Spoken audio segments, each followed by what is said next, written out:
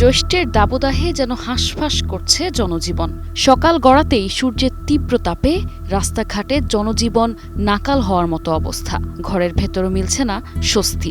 দেশের বিভিন্ন অঞ্চলের ওপর দিয়ে বয়ে যাওয়া মৃদু থেকে মাঝারি তাপ প্রবাহ মানুষের দৈনন্দিন জীবনকে করে তুলেছে আরও কষ্টকর। তবে এই অস্বস্তিকর গরমের মধ্যেই কিছুটা স্বস্তির বার্তা দিয়েছে আবহাওয়া অধিদপ্তর। সংস্থাটি জানিয়েছে, আগামী কয়েকদিনে দেশের বিভিন্ন স্থানে বৃষ্টি ও বজ্রসহ বৃষ্টিপাতের প্রবণতা বাড়তে পারে, যার প্রভাবে ধীরে ধীরে কমতে পারে তাপমাত্রা এবং মিলতে পারে কাঙ্ক্ষিত স্বস্তি।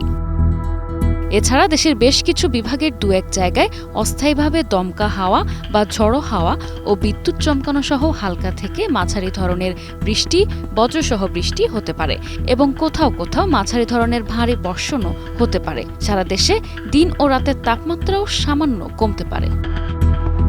নগদ নিয়ে এলো হার না মানা হার অফার। সর্বনিম্ন 10,000 টাকা রেমিটেন্স নগদে পাঠালে থাকছে স্বর্ণের হার জেতার সুযোগ। আবহাওয়ার পূর্বাভাসে জানানো হয়, পশ্চিমা লঘুচাপের বর্ধিতাংশটি পশ্চিমবঙ্গ থেকে উত্তর বঙ্গোপসাগর পর্যন্ত বিরাজমান রয়েছে। আগামী 72 ঘন্টার মধ্যে দক্ষিণ পশ্চিম মৌসুমি বায়ু টেকনাফ উপকূল পর্যন্ত অগ্রসর হতে পারে। চলুন জেনে নিই দেশের কোন বিভাগে হতে পারে ঝড় বৃষ্টি।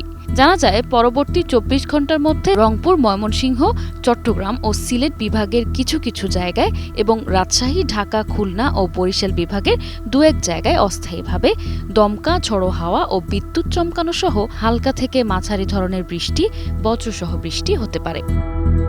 সেই সঙ্গে রংপুর, ময়মনসিংহ, চট্টগ্রাম ও সিলেট বিভাগের কোথাও কোথাও মাঝারি ধরনের ভারী বর্ষণ হতে পারে। সারা দেশে দিন ও রাতের তাপমাত্রা সামান্য কমতে পারে। চাঁদপুর, নোয়াখালী ও ব্রাহ্মণবাড়িয়া জেলা সহ রংপুর, রাজশাহী, ঢাকা, খুলনা ও বরিশাল বিভাগের উপর দিয়ে মৃদু থেকে মাঝারি ধরনের তাপপ্রবাহ বয়ে যাচ্ছে এবং তা অব্যাহত থাকতে পারে।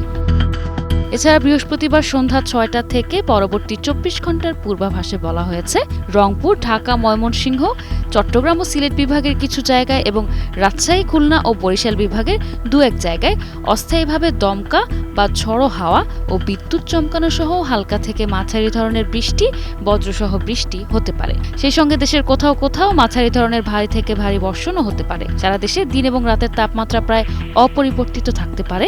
বর্ধিত এই 5 দিন বৃষ্টিপাতের প্রবণতা অব্যাহত থাকতে পারে বলেও জানিয়েছে আবহাওয়া অধিদপ্তর। নিশা আলম, ডেস্ক রিপোর্ট, 21 টেলিভিশন।